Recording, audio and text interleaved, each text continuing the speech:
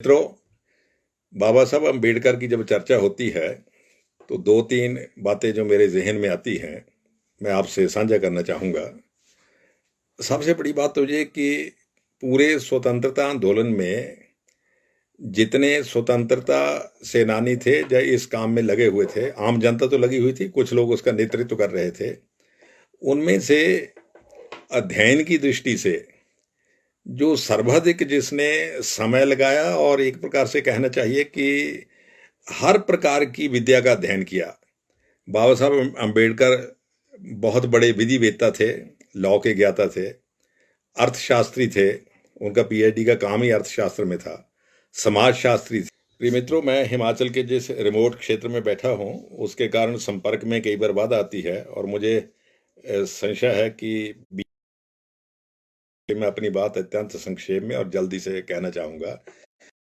अम्बेडकर का योगदान भारतीय स्वतंत्रता संग्राम में जैसे जितने लोग थे उनमें सबसे जिसका बहुत गहरा अध्ययन था भारत को लेकर, अर्थशास्त्री तो वो थे ही और अर्थशास्त्र में उन्होंने पीएचडी किया हुआ था।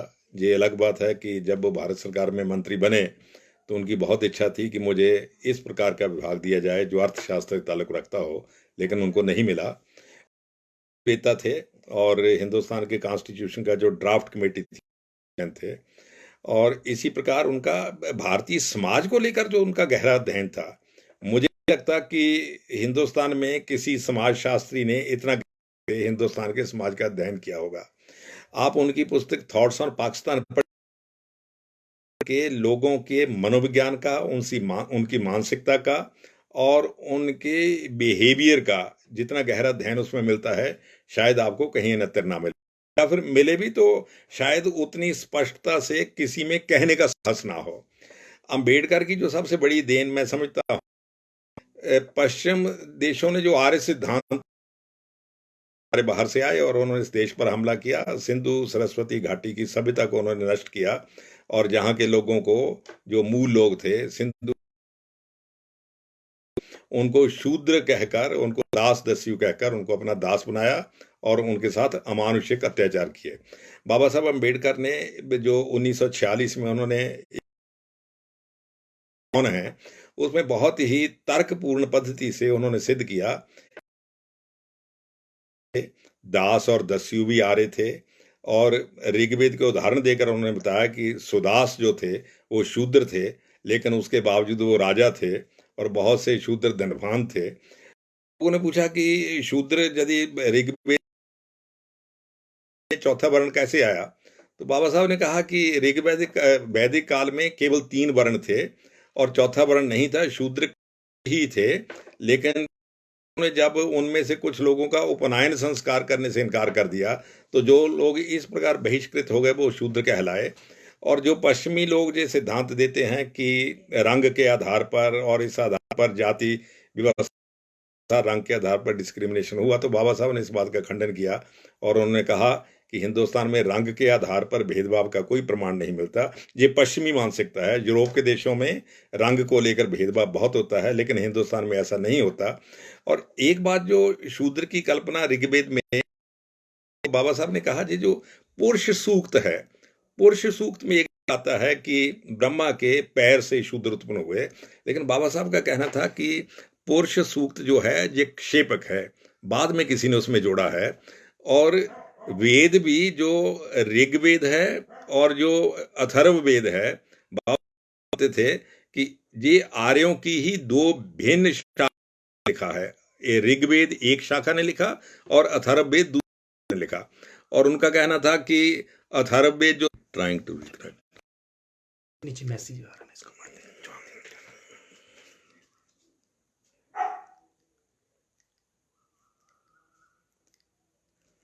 बाबा साहब अम्बेडकर ने जो इस कि शूद्र जो थे वो चतुर्वर्ण का हिस्सा नहीं थे और 30 क्षत्रिय थे, उन्हीं को बाद में उपनयन संस्कार ना किए जाने के कारण शूद्र का, मैं समझता हूँ हुआ शूद्रा जो बाबा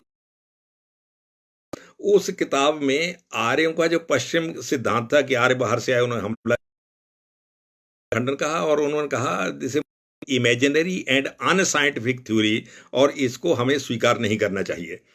कुछ लोगों ने लोग इस बात की चर्चा करते हैं कि दलितों के अधिकारों को लेकर बाबा साहब ने जो कहा, मैं समझता हूँ बाबा साहब क्योंकि खुद महार समुदाय से ताल्लुक रखते थे और कुछ समुदाय जिनका हिंदुस्तान में उस प्रकार की सामाजिक स्थिति नहीं थी, बाबा साहब उसमें से पैदा हुए थे और अपने बलबूते इतना बड़े थे और उन्होंने दलितों के लिए इतना कुछ किया था, इसलिए कुछ लोग उनको केवल दलित नेता मानते हैं। मुझे लगता है भाई बाबा साहब का हमें समग्र मूल्यांकन करना चाहिए, एक विधि शास्त्री के तौर पर और एक समाज शास्त्री के तौर पर और एक अर्थशास्त्री के तौर पर, सबसे सबसे बढ़कर एक मानववादी के तौर पर। यदि हम इस प्रकार से करेंगे तो उनका समग्र चित्रण हमारे सामने आएगा। कुछ लोग पूछ रहे हैं, जे रौनिक शर्मा ने और मनोज भाटिया ने पूछा है कि जम्मू कश्मीर में जो वाल्मीकि समुदाय थे उनको उनके अधिकार क्यों नहीं मिले।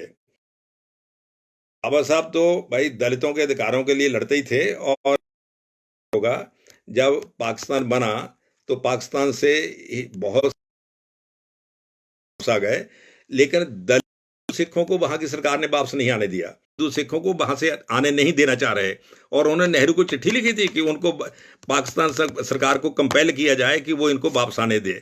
तो जम्मू कश्मीर में जो वाल्मीकि समाज की आप बात कर रहे हैं कि उनको अधिकार नहीं मिलते थे, तो मैं समझता हूँ ये दुर्भाग्य था कि जम्मू कश्मीर में धारा 300 अनुच्छेद 370 लगा हुआ था।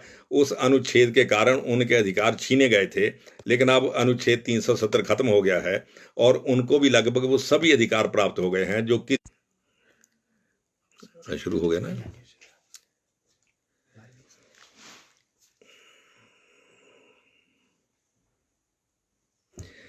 अम्बेडकर के एक मित्र ने प्रश्न किया है कि अम्बेडकर के हिंदू को लेकर और मुसलमान को लेकर क्या विचार थे। देखिए, अम्बेडकर के इन विचारों को जानने के लिए मैं समझता हूँ जो बहुत ही सार्थक पुस्तक है वो अम्बेडकर की लिखी हुई थॉट्स ऑन पाकिस्तान है, लेकिन मैं बहुत ही संक्षेप में जितना समय उसके अनुसार ही बात करूँगा। हिंदुस्तान में जो मुसलमान हैं उनकी दो श्रेणियां हैं। मुसलमानों की बात समझने से पहले, और बाबा साहब ने जो थॉट्स ऑन पाकिस्तान में लिखा उसको ध्यान में रखकर मैं बात कर रहा हूं, मुसलमानों को समझने के पहले मुसलमानों की हिंदुस्तान में दो श्रेणियों को क्लासिफाई करना पड़ेगा। एक तो श्रेणी है जो हिंदुस्तान के ही लोग मतांतरिक होकर मुसलमान हो गए थे, और दूसरी श्रेणी है जो हिंदुस्तान के लोग नहीं थे, वो विदेशी आक्रमणकारियों के साथ आए थे और विदेशी आक्रमणकारियों के कुछ साथ आए देशों से जहां नौकरी करने के लिए आए थे। उनमें से उदाहरण के लिए भाई यदि बात करनी हो तो ये सैयद जो हैं, ये कश्मीर यूनिवर्सिटी में एक बड़े अच्छे समाजशास्त्री थे, उन्होंने इसको क्लासीफाई किया है। और जो पहले शिक्षा मंत्री थे उसने भी इसको क्लासीफाई किया था, आज़ाद ने। उसने कहा जो सैयद हैं, तुर्क हैं, खान हैं, ये विदेशी मूल के मुसलमान हैं। कुछ मध्य एशिया से आए, कुछ अरब देशों से आए। जो बाकी 95% मुसलमान हैं वो हिंदुस्तान के ही मुसलमान हैं। अबुल आज़ाद ने उसको हिंदू मुसलमान कहा कि उनके पूर्वज हिंदू थे, वो मतांतरित हो गए। दुर्भाग्य से हिंदुस्तान के मुसलमानों पर जो नियंत्रण है वो उन 5% का है जो विदेशी मूल के हैं, और वही उनका नेतृत्व करते हैं। हिंदुस्तान की मस्जिदों पर जब उनके जो धार्मिक स्थान है उन पर कब्जा उन्हीं का है। इसलिए हिंदुस्तान के मुसलमानों का दुर्भाग्य ये है कि वो उनके शिकंजे से मुक्त नहीं हो पा रहे हैं। अंबेडकर ने इस पर एक टिप्पणी की थी। उन्होंने कहा हिंदुओं में 50 इस प्रकार की अंधविश्वास और कुरीतियां हो सकती हैं और हैं, लेकिन हिंदू समाज का ये सौभाग्य है कि उसमें से ही उन कुरीतियों के खिलाफ रिवोल्ट करने वाले लोग पैदा होते हैं। लेकिन उन्होंने कहा कि ये दुर्भाग्य है कि हिंदुस्तान में मुसलमानों में इस प्रकार का रिवोल्ट पैदा करने वाले लोग नहीं हुए। और मैं समझता हूँ रादर इसके विपरीत हुआ। हिंदुस्तान के मुसलमानों को, जिनका अरब की संस्कृति से कोई लेना देना नहीं था, जिनका तुर्क की संस्कृति से कुछ लेना देना नहीं था, उनके मुसलमानों को अरबी संस्कृति में ढालने के लिए ये जो 5% लोग हुए, इन 5% लोगों ने एक प्रकार से कहना चाहिए हिंदुस्तान में इस्लाम में जड़ता को पैदा किया और हिंदुस्तान के मुसलमानों को आगे बढ़ने से रोका। दुर्भाग्य से जिन्होंने पाकिस्तान बनवाया था वो जिन्ना तो एक प्रकार से उनके कहना चाहिए ढाल थे, जैसे ही पाकिस्तान बना तो जिन्ना को उन्होंने परे करके और कंट्रोल उन्हीं 5% के लोगों में आ गया। और हिंदुस्तान में भी अभी तक 5% लोग जो मुसलमान जो विदेशी मूल के हैं, उनका हिंदुस्तान के मुसलमानों पर नियंत्रण है। मैं समझता हूँ यदि बाबा साहब अम्बेडकर आज होते तो ये तबलीगी जमात जो कर रही है, बाबा साहब अम्बेडकर का विश्लेषण 100% इससे सही सिद्ध होता है। प्रिय मित्रों, ये लोग जो विदेशी मूल के ज़्यादा हैं उसकी विचारधारा को जहां फैलाना चाहते हैं, इसलिए मैं कई बार ये चर्चा भी करता हूं कि हिंदुस्तान के 95% जो मुसलमान हैं वो तो इन 5% मुसलमानों को शिकंजे में फंसे हुए करा रहे हैं। ये उनका दुर्भाग्य है कि उनमें कोई इस प्रकार की लीडरशिप नहीं पैदा होती जो इनके नियंत्रण से मुक्त हो और एक प्रकार से बाकी समाज के साथ कंधे से कंधा मिलाकर चल सके। बाबा साहब अम्बेडकर की दूसरी बात जिसकी मैं चर्चा करना चाहूंगा, सबसे बड़ी बात जो बाबा साहब अम्बेडकर ने जाति व्यवस्था को लेकर कही। हम कोलंबिया विश्वविद्यालय में जब वो अपना पेपर पढ़ रहे थे, उन्होंने एक बात कही, मैं उसी को कोट करूंगा। उन्होंने कहा बहुत से विदेशी विद्वान, बहुत से यूरोपीय विद्वान ये प्रयास कर रहे हैं कि हिंदू समाज की या भारतीय समाज की जाति व्यवस्था के मूल उद्गम को पहचाना जाए। अम्बेडकर ने कहा इनमें से कोई भी विदेशी विद्वान भारतीय समाज को ना तो समझ पाया है और ना ही उसकी जाति व्यवस्था को समझ पाया है। इसलिए मैं क्योंकि खुद भारतीय हूं तो जितनी अच्छी तरह मैं जाति व्यवस्था को समझ सका हूं उतना कोई नहीं समझ सकता। और मैं समझता हूं बाबा साहब अम्बेडकर ने जाति व्यवस्था पर जो कहा है उसको हमें देखना चाहिए और अम्बेडकर के विचार उस दृष्टि से आज भी प्रासंगिक हैं। श्रेया बख्शी ने एक प्रश्न पूछा है कि बाबा साहब अम्बेडकर जीवन के अंतिम चरण में भगवान बुद्ध की शरण में चले गए थे। देखिए, बाबा साहब अम्बेडकर ने 1935 में ये घोषणा की थी कि भाई हमारे समाज में जिस प्रकार की स्थिति है, तो मैं जन्मा तो हिंदू होकर था लेकिन अब मैं मृत्यु से पहले हिंदू नहीं रहूंगा। जब जो उन्होंने कहा तो बड़ा हड़कंप हुआ और बहुत से लोगों ने उनसे बातचीत भी की। लेकिन जो मूल प्रश्न है, जब उन्होंने जो घोषणा कर दी तो वो अब कहाँ जाएंगे, किस रास्ते पर चलेंगे?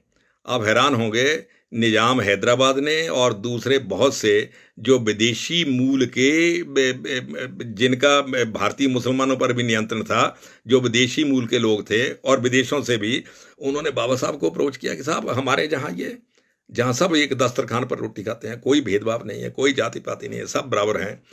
और मिशनरीज ने उनको बहुत कांटेक्ट किया कि आप हमारे यहाँ आइए जहाँ कोई जाति पाति नहीं है, कोई कुछ नहीं है। लेकिन बाबा साहब ने जो बात कही थी, मैं समझता हूँ सबको याद रखनी चाहिए। उन्होंने कहा कि मैंने वचन दिया हुआ है कि मैं कोई ऐसा काम नहीं करूंगा जिससे देश को नुकसान पहुंचे, इसलिए मैं भगवान बुद्ध के रास्ते पर चल रहा हूं, बुद्ध की शरण में जा रहा हूं। तो भगवान बुद्ध तो भारतीय का अभिन्न अंग क्या है, भारतीय संस्कृति का धुरा ही भगवान बुद्ध है। महावीर जैन हैं, शंकराचार्य हैं, भगवान बुद्ध हैं, जितने महापुरुष हुए वो सब समग्र रूप से भारतीय संस्कृति का धुरा है। तो बाबा साहब अम्बेडकर उसी धुरे के इर्द गिर्द रहे, उन्होंने उस धुरे को नहीं छोड़ा और वो भगवान बुद्ध की शरण में चले गए और दाएं बाएं कहीं नहीं देखा, क्योंकि उनको पता था यदि मैं कहीं दूसरी जगह जाता हूं तो इससे मेरे लोग मतांतरित हो जाएंगे, उनकी तीसरी चौथी पांचवी पीढ़ी का राष्ट्रांतरण भी हो जाएगा। इसलिए मैं समझता हूं सारे हिंदू समाज को, सारे भारतीय समाज को, पूरे भारतवर्ष को बाबा साहब अम्बेडकर का ऋणी होना चाहिए कि उन्होंने भगवान बुद्ध के रास्ते को पकड़ा। और भगवान बुद्ध का रास्ता करुणा का रास्ता है, अहिंसा का रास्ता है, सद आचार का रास्ता है, यही भारतीय मार्ग है।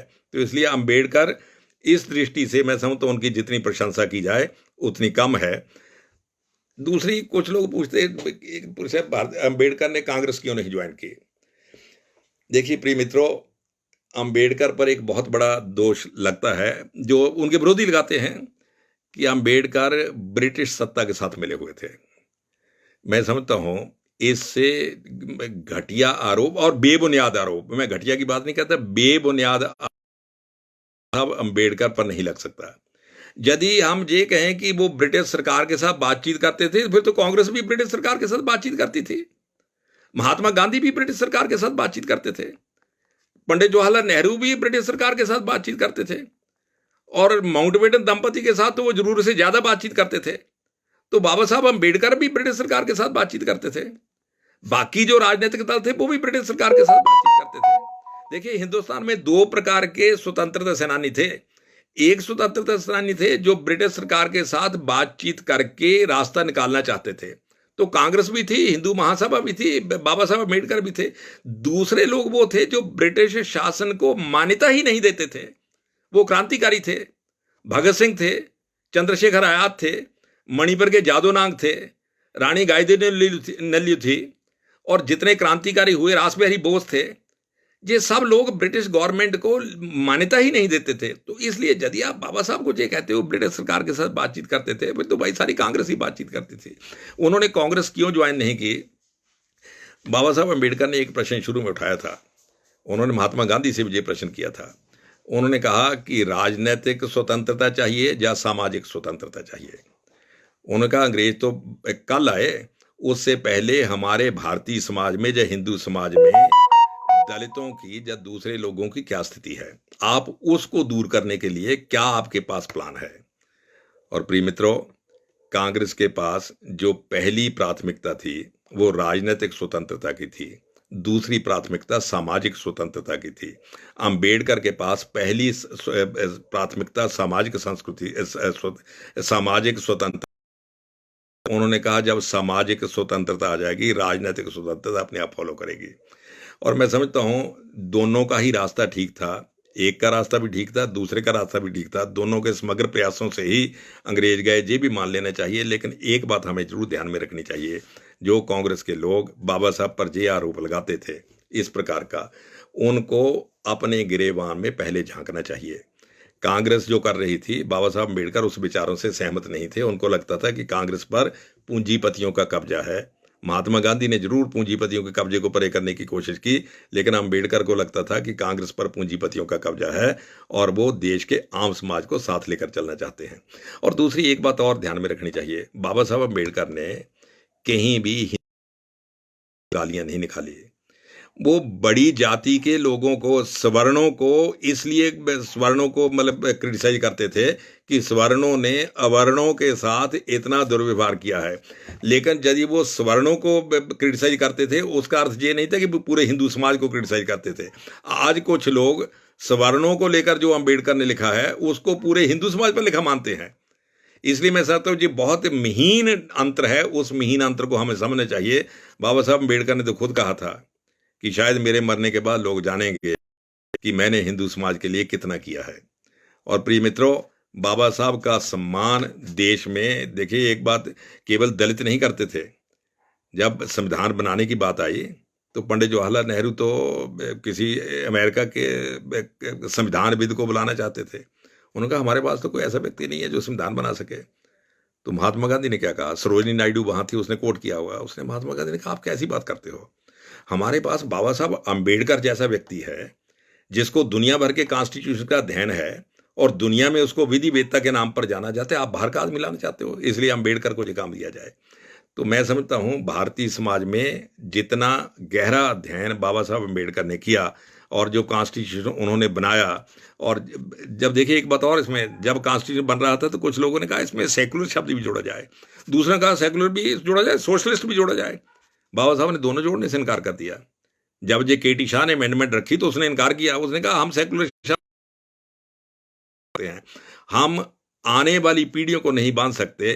प्रिय मित्रों, भारतीय समाज की कोई मूलतः स्वभाव से ही सेकुलर है, इसलिए वो शब्द उसमें जोड़ने की उन्होंने आवश्यकता नहीं समझी।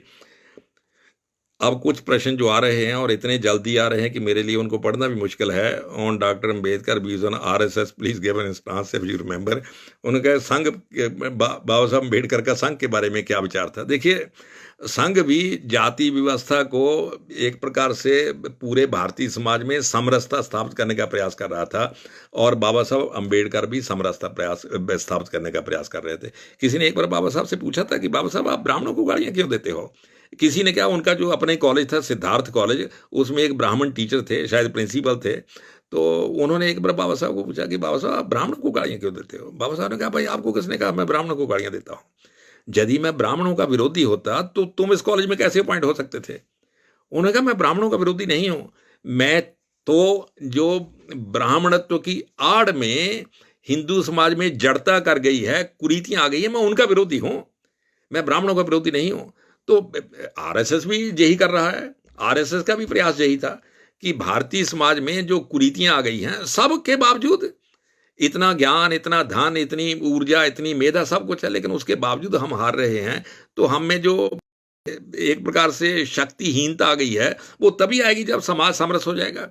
यही अम्बेडकर ने भी कहा। अम्बेडकर ने तो राधे इसको और ढंग से समझाया। उन्होंने कहा भाई अजीब व्यवस्था है, आप लोगों ने जो वर्ण व्यवस्था बनाई हुई है, 25% ब्राह्मण है, उनको आपने कहा भाई हथियार को हाथ मत लगाइए, आप केवल पढ़ने लिखने का काम करिए। और 25% क्षत्रिय, उनको कहा आप डंडा लेकर चलिए, आप लड़ने का काम कीजिए। और 25% वैश्य हैं कि आप तो भाई बिजनेस करो, पैसा कमाओ। तो बाकी जो 25% बचे कि आप लोग सेवा करिए।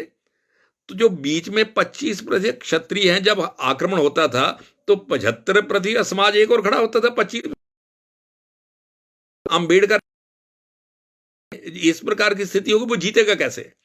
इसलिए सारा समाज संकट के समय एक एक इकट्ठा होकर खड़ा हो, ऐसी व्यवस्था होनी चाहिए। राष्ट्रीय स्वयंसेवक संघ भी यही कहता है कि हम में आपसी फूट के कारण या आपसी सामाज की विषमता के कारण हम शत्रु का मिलकर मुकाबला नहीं कर पाए। ने जो उदाहरण दिया था, मैं समझता हूँ ये बहुत ही अच्छा उदाहरण था। और भाई देखिए, जब भारतीय सेना में सभी जातियों के लोग शामिल होने शुरू हो गए, तो भारतीय सेना की शक्ति इतनी बढ़ी कि हमने द्वितीय विश्व युद्ध में एक प्रकार से मित्र राष्ट्रों की जीत ही भारतीय सेना के कारण हुई। तो भारतीय सेना में भारतीय समाज इकट्ठा होकर लड़ता है तो ताकतवर होता है। यही अम्बेडकर कहते थे, यही डॉक्टर हेडगेवार कहते थे। इसलिए दोनों का एक, किसी ने पूछा हुआ कि भाई कम्युनिज्म के बारे में और धारा 370 के बारे में। कम्युनिज्म के बारे में तो बाबा साहब ने बहुत स्पष्ट किया था। आप उनकी वो किताबें, मैं और सब कुछ हो सकता हूं लेकिन कम्युनिस्ट नहीं हो सकता। और वैसे भी जो भगवान बुद्ध का उपासक हो, जो अहिंसा की बात करता हो, वो कम तक कम्युनिस्ट तो नहीं हो सकता। क्योंकि कम्युनिज्म में जो बदलाव का तरीका है वो वर्ग संघर्ष के माध्यम वायलेंस से है, हिंसा से है। और बाबा साहब अम्बेडकर हिंसा के उपासक नहीं थे, वो समाज को बदलना चाहते थे नीचे से, हृदय से। लेकिन साम्यवादी समाज को बदलने की बजाय समाज को एक वर्ग को मारना चाहते हैं, इसलिए अम्बेडकर कम्युनिस्ट नहीं थे। इसीलिए उनकी कम्युनिस्ट के साथ कभी बनी नहीं। जब उन्होंने लेबर पार्टी बनाई और बाद में रिपब्लिकन पार्टी भी बनाई, और उन्होंने कम्युनिस्ट के साथ मिलकर चुनाव लड़ने से इनकार कर दिया। दूसरा, आर्टिकल 370 के बारे में एक मित्र पूछ रहे हैं, अजय शर्मा जी ने शायद पूछा कि भाई मैं देखता हूं, ने पूछा कि आर्टिकल 370 के बारे में बाबा साहब का क्या कहना था। देखिए, ड्राफ्ट कमेटी के चेयरमैन थे।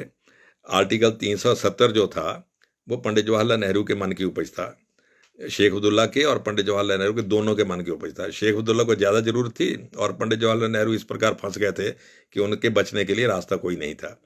तो पंडित जी ने कहा होगा शेख अब्दुल्ला को भी कि भाई बाकी लोगों से मिलो, सबको जाकर थोड़ा बताओ कि आर्टिकल 370 कॉन्स्टिट्यूशन अब समाप्ति पर है, तो जम्मू कश्मीर को लेकर आर्टिकल 370 बन जाए।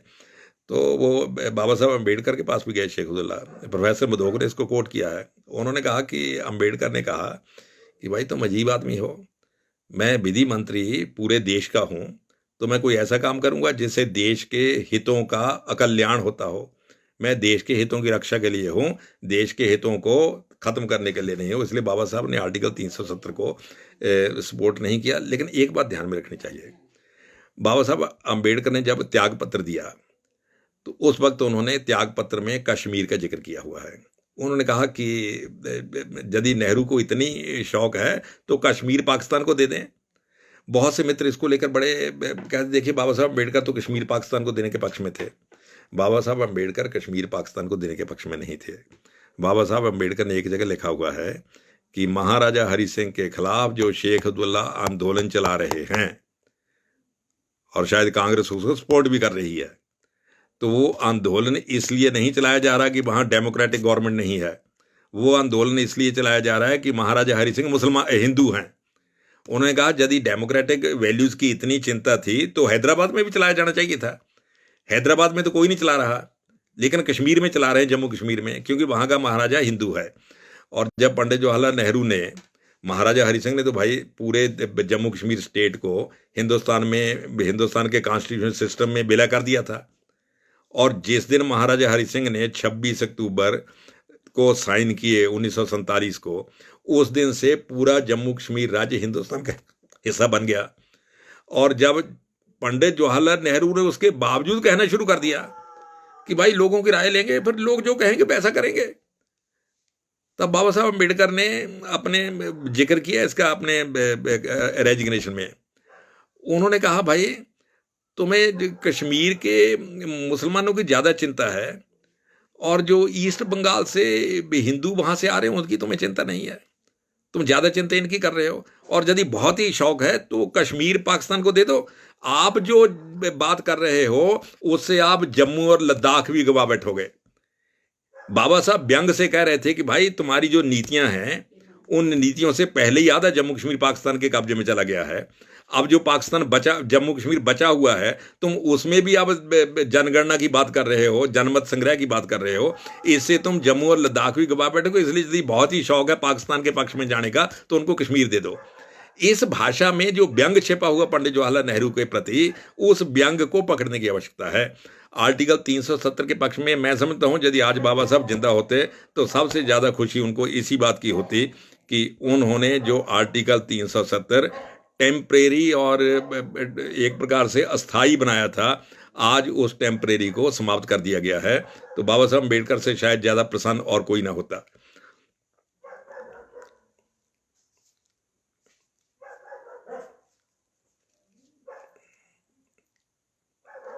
और श्रेया बख्शी कह रही हैं कि उन्होंने स्त्रियों के बारे में क्या कहा बाबा साहब अम्बेडकर ने, उसके बारे में भी कुछ बताइए।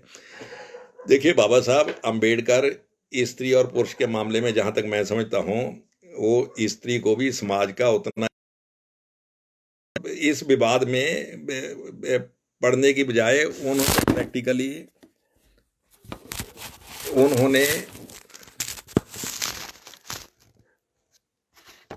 उन्होंने तो अपने समुदाय की स्त्रियों को ये कहा कि आप सब प्रकार से पुरानी जो मतलब पुरानी चीज़ें हैं, पुरानी चीज़ें मतलब जो आपके विकास के रास्ते में बाधा हैं, उनको छोड़िए और आप भी पढ़िए। वो तो अपनी पत्नी को, जो उनकी पत्नी थी, उसको भी पढ़ाने की बात करते थे, उनको भी पढ़ाने का प्रयास करते थे।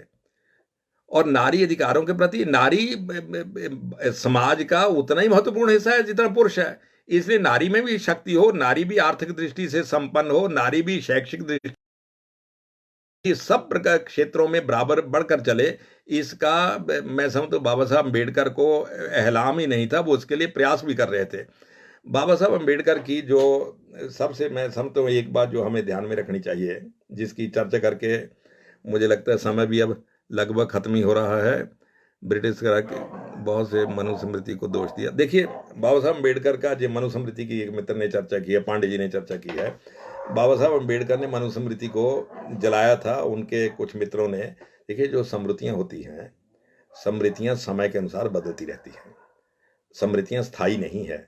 स्मृतियाँ योगानुकूल किस प्रकार का समाज हो, किस प्रकार की व्यवस्था हो, उसके लिए बनाई जाती हैं। और मनुस्मृति जो थी वो कालबाह्य जो अंश हो चुके थे, बाबा साहब उसके अंगेज थे। उस दृष्टि से संविधान को भी स्मृति ही कहना चाहिए। जब बाबा साहब अम्बेडकर संविधान बना रहे थे तो किसी ने हंसी में कहा भी कि बाबा साहब आप तो मनु का स्थान लेने की कोशिश कर रहे हो, मनुस्मृति के स्थान पर नई स्मृति बना रहे हो। और बाबा साहब ने भी एक जगह इसका जिक्र किया हुआ है। उसने कहा भाई हिंदू समाज भी अजीब समाज है। जब हिंदू समाज को शास्त्रों की आवश्यकता पड़ी तो एक शूद्र वेद व्यास को बुलाया गया।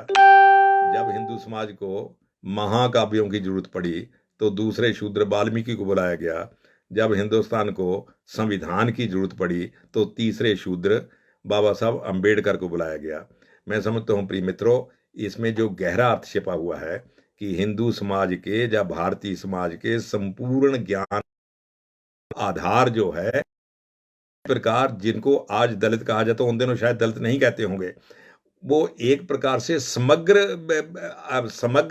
जो शास्त्र है हमारे, उसमें सभी का समान योगदान है। बाबा साहब इनडायरेक्टली इसी को इंगित कर रहे थे कि आज जो लोग दलितों के साथ भेदभाव करते हैं वो शायद भूल गए हैं कि भारतीय संस्कृति में, भारतीय ज्ञान परंपरा में, भारतीय साहित्य में उतना ही हिस्सा हमारा है जितना सवर्णों का है। और जो उन्होंने अपने ढंग से इस बात को कहा, अच्छे तरीके से एक प्रकार से प्रवीण राणा पूछा कि जोगेंद्र मंडल और बाबा साहब अम्बेडकर में क्या दोनों में क्या एक रूपता। देखिए एक बात समझिए, जोगेंद्र मंडल जो थे वो भी बंगाल में एक महाशूद्र होते हैं, नाम शूद्र होते हैं। जैसे पंजाब में हैं या बाकी स्टेटों में हैं, उनको नाम शूद्र कहा जाता है। जोगेंद्र नाथ मंडल भी उसी के थे और बाबा साहब के अच्छे मित्र थे। और वो भी दलितों समाज के अधिकारों के लिए निरंतर प्रयास करते रहते थे। जब पाकिस्तान बना तो जोगेंद्र मंडल को ये लगता था कि पाकिस्तान में दलितों के साथ समान व्यवहार होगा, क्योंकि ये 5% जो हिंदुस्तान में विदेशी मूल के मुसलमान हैं, ये हमारे जहां कोई भेदभाव नहीं है, हम तो एक दस्तरखान सब बराबर हैं, कोई ऊंचा नहीं है कोई नीचा नहीं है। तो इसलिए जोगेंद्र मंडल को लगा पाकिस्तान में दलितों के साथ का व्यवहार, ये वो पाकिस्तान में गए और वहां हाँ भाई, बीच में संपर्क फिर टूट गया था। जैसे मैंने शुरू में कहा कि भाई पहाड़ का क्षेत्र है तो संपर्क बार बार टूटता रहता है। मैं जिस बात पर चर्चा कर रहा था कि इसलिए बाबा साहब अम्बेडकर ने दोबारा नेहरू को कहा कि आप पाकिस्तान सरकार पर प्रेशर डालिए ताकि दलित समाज वहां से आ सके। और ये दुर्भाग्य की बात है कि पंडित जवाहरलाल नेहरू ने पाकिस्तान सरकार पर प्रेशर डालने की बजाय किसी न किसी ढंग से बाबा साहब अम्बेडकर को मंत्रिमंडल से बाहर करने को ही ज़्यादा श्रेयस्कर समझा। और बाबा साहब मंत्रिमंडल से बाहर हो गए और कुछ सालों बाद उनकी मृत्यु भी हो गई, निर्वाण को प्राप्त हो गए। लेकिन जो दलित समाज के हिंदू सिख पाकिस्तान में तब से फंसे हुए थे, जिनमें बहुत से मतांतरित भी हो गए बलपूर्वक कारणों के कारण, आज वही दलित समाज हिंदू सिख समाज पाकिस्तान से हिंदुस्तान में आना चाहता है। और आज सरकार उन्हीं को शरणार्थी मानकर उनको उस बाबा साहब अम्बेडकर का वो जो अभियान था जो वो पूरा नहीं कर पाए, क्योंकि उनकी मृत्यु हो गई और नेहरू ने उनको मंत्रिमंडल से फारिग कर दिया, उन्होंने इस्तीफा दे दिया। आज उसी बाबा साहब की इच्छा को पूरी करने के लिए उस दलित हिंदू सिख समाज को भारत की नागरिकता दी जा रही है, उनको शरणार्थी माना जा रहा है। लेकिन आज इसीलिए मैं कहता हूँ, आज बाबा साहब होते तो शायद उनको लगता है उनके जीवन की 2 इच्छाएं पूरी हो गई।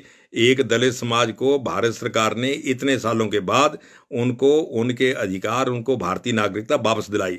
मैं इसलिए ऐसा नहीं कि हम उनको नागरिकता दे रहे हैं, इंडियन सिटीजन तो वो थे ही, लेकिन कांग्रेस के भारतीय विभाजन को स्वीकार करने के कारण उनकी इंडियन सिटीजनशिप समाप्त हो गई थी, उन्होंने नहीं छोड़ी थी।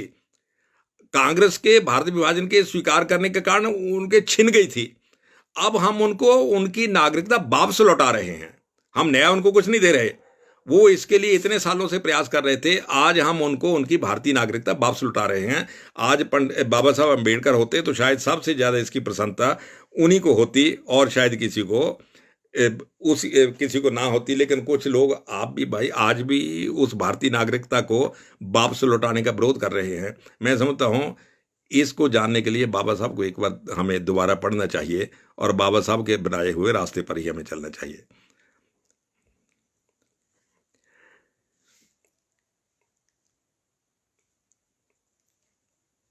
रवि तेजा जी ने एक बात पूछी कि इस्लाम पर बाबा साहब का क्या मत था, और उसको रिलीजन और पॉलिटिकल सिस्टम के तौर पर भी। और उज्जवल जी पूछ रहे हैं कि उसी संविधान को आप बार बार तोड़ते हैं। देखिए भाई, बाबा साहब ने एक बात कही थी कि भारतीय संविधान जड़ नहीं है। भारतीय संविधान जड़ वो होता है जिसमें प्राण समाप्त हो जाएं, जिसको आप टच ही न कर सको। तो यदि बाबा साहब अम्बेडकर भारतीय संविधान को जड़ रखना चाहते, तो जब केटी शाह ने कहा था कि इसमें सेकुलर और सोशलिस्ट शब्द रखना चाहिए, तो उन्होंने कहा भाई आने वाला जो पीढ़ियां हैं वो खुद निर्णय करें कि क्या करना है क्या नहीं है। हम उनको कोई ऐसा डॉक्यूमेंट नहीं सौंपना चाहते जो डॉक्यूमेंट चारों ओर से बंद हो, जिस डॉक्यूमेंट के अंदर ही ना घुसा जा सके। जैसे जैसे समय व्यतीत होता जाएगा, जैसे वैसे वक्त व्यतीत होता जाएगा, तो आने वाली पीढ़ियां अपने लिए खुद निर्णय करेंगी कि किस प्रकार की चीज़ों की उनको जरूरत है। लेकिन जैसे सुप्रीम कोर्ट ने कहा कि लेकिन उसमें एक बात का ध्यान रखना पड़ेगा, भारतीय संविधान की आत्मा को टच नहीं किया जा सकता। भारतीय संविधान की चिति को, दीनदयाल उपाध्याय जिसको चिति कहते थे, राष्ट्र की चिति, वो संविधान की चिति भी है। बाबा साहब अम्बेडकर जिसको संविधान, सुप्रीम कोर्ट ने कहा कि भारतीय संविधान की आत्मा को टच नहीं किया जा सका। देखिए, बाबा साहब अम्बेडकर ने उसमें आत्मा का प्रवाह किया है, और उसका बाहरी रूप जो है, उसके जो अन्य चीजें हैं वो बदली जा सकती हैं और बदलनी चाहिए, और बाबा साहब इसके पक्ष में थे, लेकिन उसकी आत्मा से छेड़छाड़ नहीं की जा सकती। ये फैक्ट है, और आत्मा से छेड़छाड़ नहीं की जा सकती, सुप्रीम कोर्ट ने भी कहा है। एक हमारे मित्र पूछ रहे हैं कि इस्लाम को लेकर, भाई वैसे तो बाबा साहब की इस्लाम को लेकर क्या धारणा थी, इसके लिए सबसे अच्छी किताब उनकी वही है, थॉट्स ऑन पाकिस्तान। लेकिन 2-3 बातें उन्होंने कही, मैं समझता हूँ इसमें एक बात और ऐड करनी चाहिए, क्योंकि हिंदुस्तान में जब इस्लाम की, जब मुसलमानों की बात आती है तो बहुत सी चीज़ें कन्फ्यूज़ हो जाती हैं। देखिए, हिंदुस्तान में जो हमले किए, उसके लिए हमारी किताबों में कहीं भी ऐसा नहीं लिखा कि हिंदुस्तान पर मुसलमानों ने हमले किए। उसमें सब जगह आता है हिंदुस्तान पर यवनों ने आक्रमण किए, हिंदुस्तान पर मुगलों ने आक्रमण किए, हिंदुस्तान पर तुर्कों ने आक्रमण किए, हिंदुस्तान पर अरबों ने आक्रमण किए, हिंदुस्तान पर ईरानियों ने आक्रमण किए, लेकिन कहीं ऐसा नहीं लिखा कि हिंदुस्तान पर मुसलमानों ने आक्रमण किए। उसका कारण स्पष्ट है भाई, तुर्क मुसलमान है तो वो तुर्क दूसरे मुसलमान देशों पर भी हमला करता था। तो इसलिए, लेकिन ये फिर गड़बड़ कहाँ से शुरू हुई? जब जहां अंग्रेज आए तो उन्होंने एक ही शब्द बदला और कुछ नहीं बदला। उन्होंने ये लिखने की बजाय कि हिंदुस्तान पर तुर्कों ने हमला किया, उन्होंने लिखना शुरू कर दिया हिंदुस्तान पर मुसलमानों ने हमला शुरू किया। गुरु नानक देव जी ने भी अपनी वाणी में कहीं ये नहीं लिखा कि मुसलमानों ने, उन्होंने कहा तुर्कों ने हमला किया। तुर्की भाषा, तुर्की वेशभूषा, मुगल।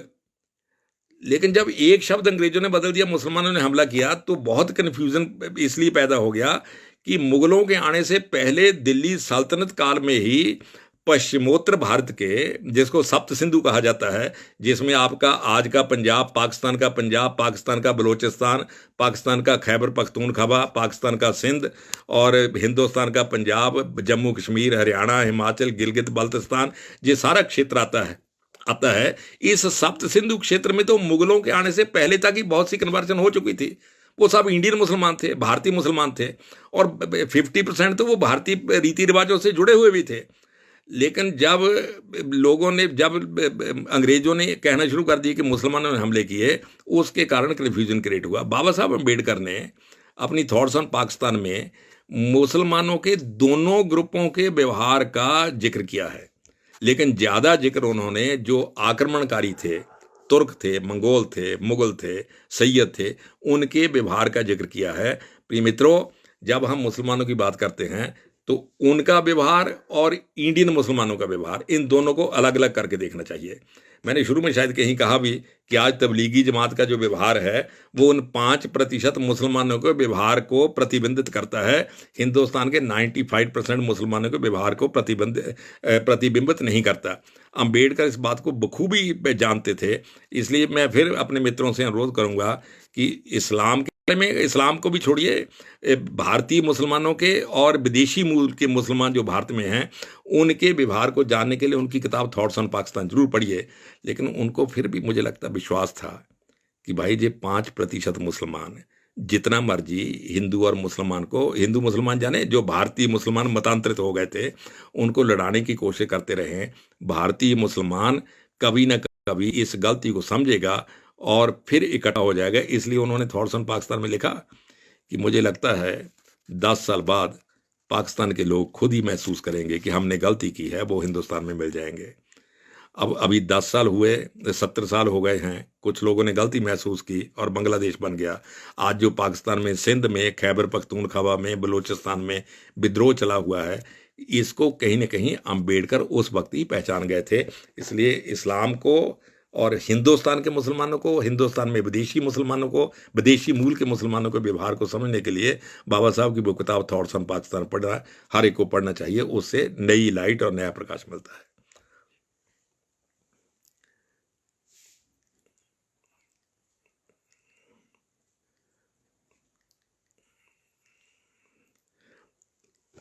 स्वपनपुर का आस्था ने एक प्रश्न पूछा है कि Ambedkar and Gandhi didn't want the oppressed Hindu to be Muslim और Christian as they follow different culture. अब भाई महात्मा गांधी तो स्पष्ट कहते ही थे, महात्मा गांधी जब दक्षिणी अफ्रीका में थे तो उनके कोई क्रिश्चियन मित्र होंगे, उनके घर में आना जाना था, और गांधी को भी वो बड़े अच्छे लगते थे, गांधी उनको अच्छे लगते थे।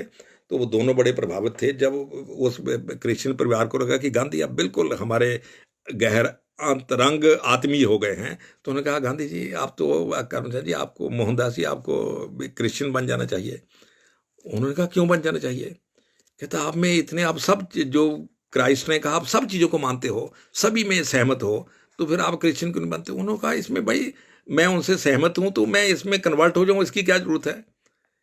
उन्होंने कहा कि ये सारी बातें जो आप कहते हो ये हमारे समाज में पहले से प्रचलित हैं। किसी दूसरे को सम्मान देना, उसकी प्रशंसा करना, इसका मतलब ये थोड़ा मैं उसमें कन्वर्ट हो जाऊं। इसलिए गांधी वाज रादर ये Christian missionary what they were doing in India, Mahatma Gandhi was opposing these Christian missionary. उसने शायद महात्मा जी ने एक बार कहा भी था कि यदि मेरे हाथ में पावर हो तो मैं इनके कामकाज को सबसे पहले समाप्त करूं, इनको कन्वर्जन करने से सबसे पहले रोकूं। बाबा साहब अम्बेडकर तो भाई कन्वर्जन के पक्ष में थे ही नहीं। यदि बाबा साहब अम्बेडकर कन्वर्जन के पक्ष में होते तो वो इस्लाम के रास्ते पर चल पड़ते। और देखिए, दलित समाज में बाबा साहब अम्बेडकर से विद्वान और पढ़ा लिखा व्यक्ति और उस वक्त तो कम से कम कोई नहीं था। तो दलित समाज उस वक्त भी बाबा साहब अम्बेडकर को मार्गदर्शन के लिए देखता था। तो अम्बेडकर फिर अंत में अपनी यात्रा के अंत में कहाँ पहुंचे? महात्मा बुद्ध के चरणों में। तो प्रिय मित्रों, बाबा साहब अम्बेडकर किसी मतांतरण के पक्ष में नहीं थे, वो उसी में जाना चाहते थे जो रास्ता भारतीय रास्ता है, भगवान बुद्ध का रास्ता है।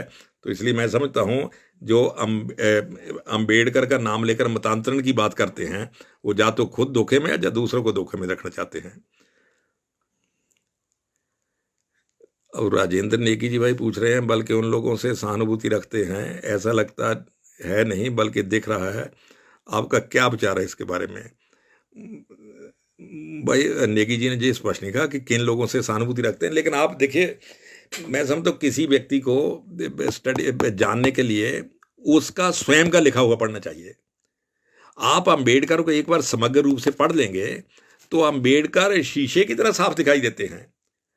अम्बेडकर जैसा मैं समझता हूं बड़ा भारतविद जो भारतीय संस्कृति से ओतप्रोत है, ऐसा व्यक्ति नहीं मिलेगा। अम्बेडकर के जो वाणी में उग्रता है, अम्बेडकर की वाणी में जो क्षोभ है, वो क्षोभ भाई जो इस समाज के साथ इतने सालों से व्यवहार हो रहा था, उस व्यवहार के कारण क्षोभ है। कोई भी आदमी जो थोड़ा चेतन होगा उसमें क्षोभ आएगा ही। बहुत से मेरे मित्र कहते रहते, देखिए किताब में ऐसा लिखा हुआ है कि सब बराबर है। मैं कहा भाई जिंदगी किताब से थोड़ा चलती है, किताब में तो बहुत कुछ लिखा हुआ है, लेकिन जमीन पर मेरे साथ क्या हो रहा है अभी भी, मैं इसलिए अभी कहता हूं, अभी भी हमारे भारतीय समाज में बहुत जगह भेदभाव के बहुत बड़े प्रमाण मिलते हैं। देखिए, कोई व्यक्ति अपने गुणों से बड़ा हो, गुणों से छोटा हो, ये बात समझा सकती है, लेकिन कोई व्यक्ति ये क्लेम करे मैं जन्म के कारण बड़ा हूं, ये जन्म के कारण छोटा है, इसको तो कोई नहीं मानेगा, और खास करके आज तो कोई नहीं मानेगा। इसलिए भारतीय समाज को ये एक प्रकार से पुनर्विचार करना चाहिए कि बाबा साहब अम्बेडकर ने जो बातें उस वक्त कही थी, हम उसको आज उस दिशा में आगे बढ़ें ताकि एक सामाजिक समरसता उत्पन्न हो। बाबा साहब अम्बेडकर इस सामाजिक समरसता के लिए बात करते हैं। उन्होंने एक उदाहरण दिया था, उन्होंने कहा आज स्थिति ये है, क्षत्रिय समाज का कोई व्यक्ति उन्नति करता है तो क्षत्रिय समाज उसको सेलिब्रेट करता है कि हमारा आदमी जहां पहुंच गया, और दलित समाज का कोई उन्नति करता है, दलित समाज सेलिब्रेट करता है। उसने कहा भारतीय समाज क्या है, एक दलित समाज का व्यक्ति उन्नति करे तो पूरा भारतीय समाज क्यों नहीं सेलिब्रेट करता? एक ब्राह्मण समाज का आदमी उन्नति करे तो पूरा भारतीय समाज क्यों नहीं सेलिब्रेट करता? चारों को मिलकर जो समाज बनता है और वो भारतीय समाज है। और एक बात और ध्यान में रखिए, चारों को मिलकर मिश्रण नहीं बनता, यौगिक बनता है। जानते हैं कि मिश्रण को तो अलग अलग किए जा सकते हैं,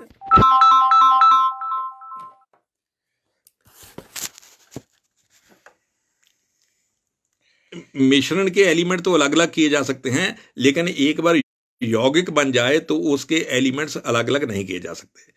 बाबा साहब अम्बेडकर भी भारतीय समाज को यौगिक समाज बनाने का प्रयास कर रहे थे, और डॉक्टर हेडगेवार भी भारतीय समाज को यौगिक समाज बनाने का प्रयास कर रहे थे। इसलिए शुरू में किसी ने पूछा था कि आरएसएस के बारे में बाबा साहब का क्या मत था। मैं समझता हूँ ये जो बात अभी मैंने कही है उसको ये स्पष्ट कर देती है क्या सिर्फ मुसलमान तुर्क में भेद करने से इस्लाम के उद्देश्य परिवर्तित हो जाए? देखिए, मुसलमान और तुर्क में भेद करने का प्रश्न नहीं है। तुर्क की मानसिकता अलग है, अरब की मानसिकता अलग है, मुगल की मानसिकता, मंगोल की मानसिकता अलग है।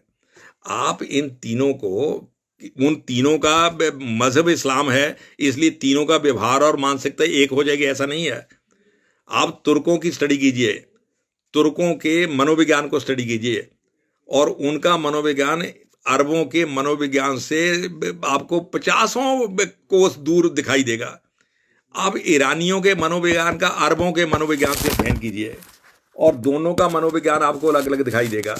इसलिए भाई मैं ये कहता हूं, ये बात सभी ने कही कि हिंदुस्तान पर जो हमले हुए, आप उसको तुर्कों ने, उस दृष्टि देखिए, मुसलमानों ने हमले किए। जब ये बात हम कहते हैं मुसलमानों ने हमले किए, मैंने कई मित्रों से मैं कहता हूं, मान लीजिए 50 वो मुसलमान बैठे हैं जो हिंदू से ही कन्वर्ट हुए हैं। मैं बार बार कहता हूं कि मुसलमानों ने हमले किए, उनको लगेगा कि भाई हमने तो कभी हमला नहीं किया। तो लेकिन फिर मैं बार बार कह रहा हूं कि मुसलमानों ने हमला किए, वो पूछेगा भाई साहब तुर्कों ने हमले किए, आप हमें क्यों कह रहे हो कि हमने हमला किया? अंग्रेजों की जो चाल थी कि एक बार तुर्कों की जगह, मुगल की जगह, अरब की जगह, सैयद की जगह मुसलमान लगा दिया जाए तो माना जाएगा कि सब मुसलमानों ने हमले किए। इसलिए मैं बार बार ये कहता हूं कि जो आक्रमण हुए वो तुर्कों ने किए, अरबों ने किए। इस्लाम का अलग से उसका व्यवहार क्या, उसकी एक रिलीजन के तौर पर स्टडी की जा सकती है, उसकी तो क्रिश्चियनिटी की स्टडी की जा सकती है, इस्लाम की स्टडी की जा सकती है, जो यहूदी है उनकी स्टडी की जा सकती है, अलग अलग जो संप्रदाय हैं उनकी स्टडी की जा सकती है, वो एक अलग इशू है। लेकिन तुर्क की स्टडी करने से इस्लाम की स्टडी हो जाती है, ये ठीक नहीं है। अरब की स्टडी करने से इस्लाम की स्टडी हो जाती है, ठीक नहीं है।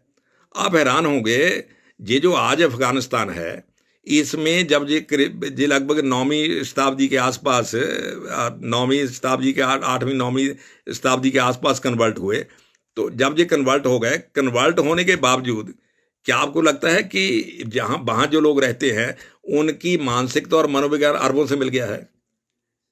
तो इसलिए ये जो है कि तुर्क और इस्लाम, इन दोनों को अलग अलग करके देगा। जब हम मजहब का अध्ययन करेंगे तो इस्लाम का अध्ययन करेंगे, जब मजहबों का अध्ययन करेंगे तो इस्लाम का अध्ययन करेंगे। अभी हम जो अध्ययन कर रहे हैं कि भारत में जो हमले हुए और उन हमलावरों ने क्या किया, जो थॉरसन पाकिस्तान में बाबा साहब ने सैकड़ों उदाहरण दिए हैं कि महमूद गजनबी ने क्या किया, मोहम्मद गौरी ने क्या किया, इसने क्या किया, उसने क्या किया, लेकिन सब उदाहरण उन्होंने वही दिए जो विदेशी हमलावर तुर्क थे, मुगल थे। तो इसलिए भारतीय मुसलमान और विदेशी मूल के मुसलमान, भाई मैंने तो शुरू में कहा, अभी भी स्थिति ये है कि हिंदुस्तान के मुसलमान जो हैं, जो इंडियन मुसलमान हैं, उनके नेतृत्व पर कब्जा उन्हीं 5% का है जो विदेशी मूल के मुसलमान हैं। तो इसलिए जब तक वो शिकंजा उठ नहीं जाता, जब तक उस शिकंजे से भारतीय मुसलमान मुक्त नहीं हो जाते, उसी को लेकर तो बाबा साहब ने कहा था कि हिंदू समाज में तो परिवर्तन के आंदोलन उठते रहते हैं, मुसलमान समाज में क्यों नहीं उठता? कि भारतीय जो मुसलमान हो गए हैं उनमें जो आग क्यों नहीं जलती कि हम अपने आंदोलन करें और जो कुरीतियां हैं उनको दूर करें? तो मैं समझता हूं भाई, उस आग जलने के कारण ही था कि 3 तलाक खत्म हो गया। वो आग जलने के कारण ही था हलाला खत्म हो रहा है। अरबी मुसलमान तो इसको सपोर्ट नहीं करेगा, जो जहां 5% वो मुसलमान है वो तो इसको सपोर्ट नहीं करेंगे विदेशी मूल के, लेकिन जो हिंदुस्तान के मुसलमान वो इसको सपोर्ट करेंगे। इसलिए आप इन दोनों को अंतर करके देखिए, बाबा साहब ने इसको देखा था, और इसीलिए मैं कहता हूं बाबा साहब की किताब थॉट्स ऑन पाकिस्तान हर एक को पढ़नी चाहिए। 2 किताबें मैं उनकी रिकमेंड करता हूं जो हर एक को पढ़नी चाहिए, शूद्र कौन थे, और दूसरा बाबा साहब अम्बेडकर की थॉट्स ऑन पाकिस्तान। तीसरी बात क्या है कि मैं अपनी बात खत्म करूंगा भाई, बात लंबी हो गई है। बाबा साहब ने जितना भी लिखा उसका भाष्य, उसका अर्थ समझने के लिए खैर मोड़े ने बाबा साहब पर जो वॉल्यूम निकाले, खैर मोड़े उनके बहुत निकट के शिष्य थे। बाबा साहब की आत्मा को समझने के लिए खैर मोड़े ने जो बाबा साहब अम्बेडकर पर 8 वॉल्यूम लिखे, उनको जरूर पढ़ना चाहिए। बिना खैर मोड़े को जाने बाबा साहब अम्बेडकर को जानना मुश्किल है। केवल बाबा साहब अम्बेडकर को पढ़ने से बाबा साहब अम्बेडकर नहीं जाने जा सकते, खैर मोड़े को पढ़ना जरूरी है। जैसे मध्यकालीन 10 गुरु परंपरा के जो 6 गुरु हुए, उनकी वाणी को समझने के लिए भाई गुरदास की जो बारे हैं उनको जानना जरूरी है। भाई गुरदास ने उन गुरुओं की गुरबाणी की जो व्याख्या की है वो शुद्ध है और असली है, इसी प्रकार खैर मोड़े ने जो बाबा साहब अम्बेडकर के बारे में, उनका व्यवहार के बारे में, उनके चित्त के बारे में, उनकी आदतों के बारे में, उनके चिंतन के बारे में लिखा है, उसको जाने बिना बाबा साहब को समझना मुश्किल है। ये बात विश्वास चौहान ने, भाई डॉक्टर कुसुम विश्वास चौहान ने पूछी है कि क्या भारतीय मुसलमान देश को तोड़ने के दोषी नहीं है। ये प्रश्न बार बार उठता ही है। मैंने शुरू में ही कहा कि देखिए, भारतीय मुसलमान का दोष इतना है कि वो आज तक इन 5% जो विदेशी मूल के मुसलमान हैं उनकी ढाल का काम कर रहे, जब वो आगे रहे, जो पीछे उनका काम करते रहे। जिन्ना तो वो पाकिस्तान बना, देखिए जिन्ना तो कोई कट्टर इस्लाम को मानने वाले थे ही नहीं। उसने लिखा हुआ, जिन्ना के जो जूनियर थे, क्या नाम, छागला जो थे, जो भारत में शिक्षा मंत्री बने, उन्होंने एक अपनी जीवन कथा लिखी है, रोजेज इन दिसंबर, कुछ ऐसा है, रोजेज इन दिसंबर। के.एम. मुंशी का जो भारतीय विद्या भवन उसने छापी है, उसमें उसने एक कहानी का, घटना का जिक्र किया है। उसने कहा मुंबई में नगर पालिका के, जहाँ म्यूनसिपैलिटी के जो भी उन दिनों होती होगी, उसके इलेक्शन थे। तो बाबा साहब अम्बेडकर ने भी अपने जिन्ना ने भी कुछ लोग खड़े किए हुए थे। तो उसने कहा, एक मित्र का फ़ोन आया कि वो किसी टिकट के मामले में जिन्ना को मिलना चाहता होगा। तो जिन्ना ने क्या, तो उस दिन किसी होटल में थे और उन्होंने नाश्ते पर बुला लिया कि भाई इतने बजे आ जाओ मिलने के लिए। तो मौलवी अपने बेटे को साथ लेकर आया, बेटे के लिए टिकट चाह रहा होगा शायद। तो छागला लिखते हैं कि मैं भी बैठा था और जिन्ना भी बैठे थे। तो जिन्ना मांस मंगवाया हुआ था, तो जिन्ना ने तो सूर का मांस मंगवाया हुआ था खाने के लिए, वो जो बनता है किस प्रकार बनता होगा। तो अब जब मौलवी आ गए बेटे को लेकर, तो अब जिन्ना भाई उसको नाश्ते के लिए ना पूछते तब भी बुरा था। आखिर लीडर है तो अपनी पार्टी के कार्यकर्ताओं को नाश्ते के लिए खुद करेगा, तो नहीं पूछेगा, बुरा लगेगा। अब पूछते तो गड़बड़ थी, नाश्ता तो उसी प्रकार का था। तो पूछा जिन्ना ने कि भाई नाश्ता करोगे? अब मौलवी ने भी कहा जी करेंगे। अब लीडर कहता है नाश्ता करोगे, तो कार्यकर्ता का तो सौभाग्य होता है। तो जिन्ना ने करवा दिया नाश्ता। छागला कहते मैंने थोड़ा संकेत भी दिया। कहते जब वो चला गया नाश्ता करके, मैंने जिन्ना को कहा कि आपने ये क्या किया? तो कहता क्या किया? कहता वो कट्टर मतलब मौलवी था और आपने उसको नाश्ता वो ही करवा दिया। कहता देखिए मिस्टर छागला, मेरे सामने दो समस्याएं थी, या तो मैं उसके रिलीजन की रक्षा करता, या मैं अपनी रेपुटेशन की रक्षा करता। यदि मैं उसको ना पूछता तो मेरी रेपुटेशन खतरे में थी, उसको पूछता तो उसका मजहब खतरे में था। मुझे दोनों में से एक को चूज करना था, मैंने अपनी रेपुटेशन को चूज किया। तो जिन्ना किस प्रकार के मुसलमान से आप अंदाजा लगा सकते हो। लेकिन जिन्ना ने हिंदुस्तान को तोड़ने में मदद की, इसमें कोई दो राय नहीं। लेकिन वही 5% जो मुसलमान थे, जब जिन्ना अपने उद्देश्य में कामयाब हो गया और जे जल्दी उसकी डेथ होगी, ना भी होती तब भी उसकी स्थिति यही होने वाली थी। क्योंकि जिन्ना की डेथ के बाद उसकी बहन की जो हालत उन लोगों ने की, वो सभी के सामने है।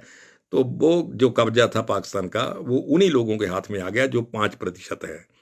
तो इसलिए हिंदुस्तान में भी यही स्थिति है। इसलिए ये लोग हिंदुस्तान को तोड़ने के दोषी हैं। शायद इसीलिए अम्बेडकर ने कहा था कि ये लोग 10 साल बाद अनुभव करेंगे हमने गलती की है और ये फिर हिंदुस्तान के साथ जुड़ जाएंगे।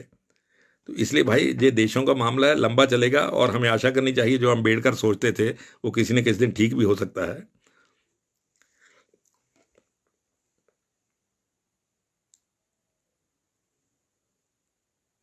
अब मनोज कुलकर्णी जी पूछ रहे हैं कि भाई बाबा साहब ने जो कहा था उसको आज के संदर्भ में हम कैसे, ये मूल प्रश्न तो यही है कि बाबा साहब का जो चिंतन है वो आज के संदर्भ में किस प्रकार रेलिवेंट है। मैं समझता हूँ कुलकर्णी जी, भाई आप तो महाराष्ट्र के हैं और बाबा साहब अम्बेडकर भी महाराष्ट्र के थे, डॉक्टर हेडगेवार भी महाराष्ट्र के थे, जिस सामाजिक समरसता के लिए दोनों काम कर रहे थे। तो हमें प्रयास करना चाहिए कि उस दृष्टि से हम जितना काम कर सकें, संगठन के तौर पर भी, व्यक्तिगत तौर पर भी, यदि उसमें हम कामयाब होते हैं तो मैं समझता हूँ बहुत बड़ी बात होगी।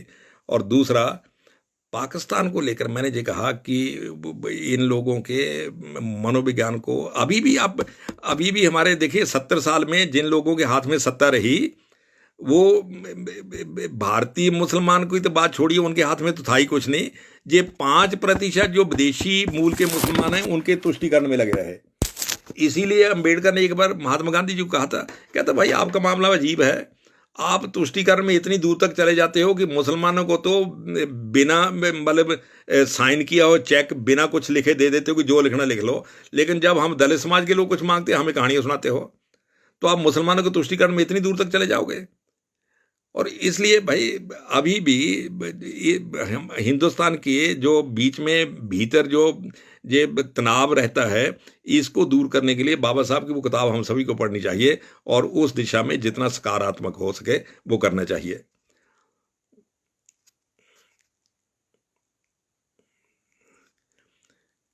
अब देखिए, पांडे जी का प्रश्न, अम्बरीश पांडे जी ने कहा कि अंबेडकर को सामाजिक अपराधी घोषित किया जाए, आखिर किस आधार पर भारत के समग्र समृद्ध हिंदू समाज को जनरल SC ST में विभाजित किया।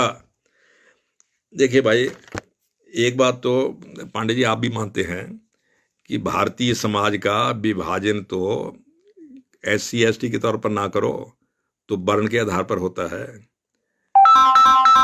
और अनेक ऐसे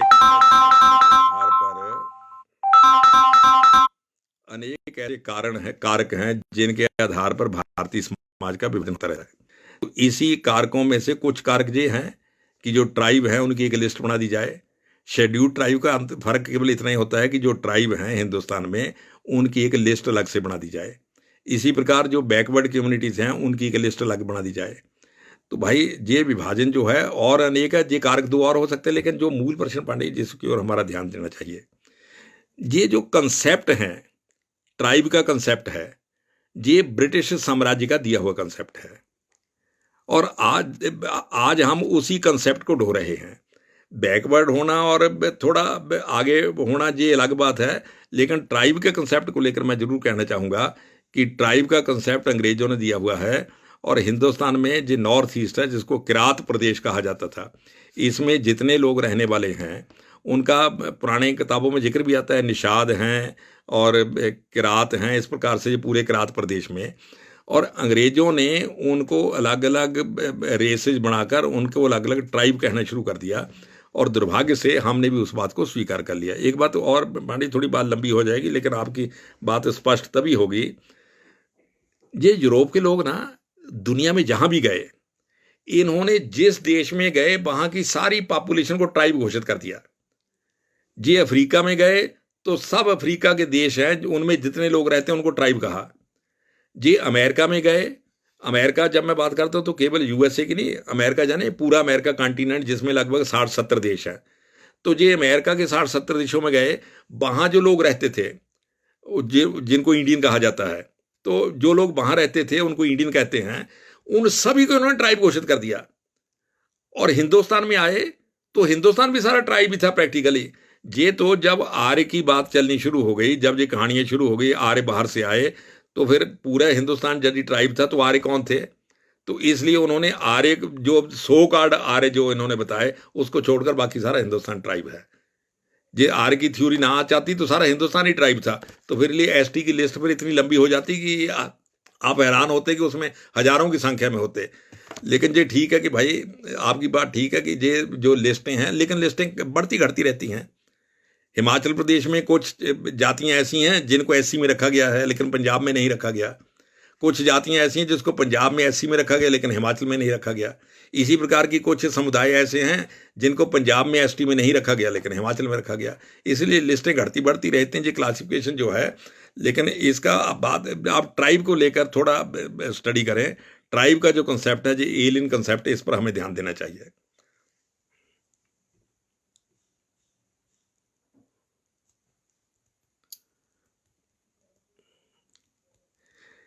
बाबा साहब ने जो ये ब्रिटिश लूट की बात की है, एक मित्र ने, बाबा साहब का जो PhD का थीसिस था वो इसी विषय पर था कि ईस्ट इंडिया कंपनी ने हिंदुस्तान में आकर हिंदुस्तान के जो अपने संपत्ति को किस प्रकार लूटा और हिंदुस्तान का किस प्रकार शोषण किया। लेकिन ये दुर्भाग्य की बात है कि जितने अर्थशास्त्री हैं जिनकी आज चर्चा होती है उसमें बाबा साहब अम्बेडकर को अर्थशास्त्री के नाते कोई नहीं रखता। मैं समझता हूँ हमें ये कोशिश करनी चाहिए कि बाबा साहब ने अर्थशास्त्री के नाते जो निष्कर्ष और फाइंडिंग्स दी थी अपनी रिसर्च में, उसको प्रचारित भी करना चाहिए, उसको मेन स्ट्रीम में लाना चाहिए।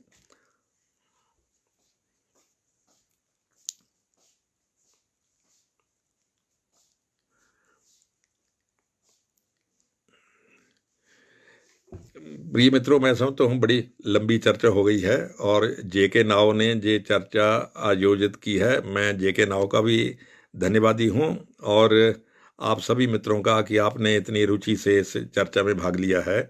आप सभी का भी धन्यवादी हूँ। और सबसे बड़ा मैं समझता हूँ कि आज कल बाबा साहब का जन्मदिन है, तो बाबा साहब को सबसे बड़ी श्रद्धांजलि यही है कि आर्टिकल 370 समाप्त हो गया है, जो बाबा साहब की इच्छा थी।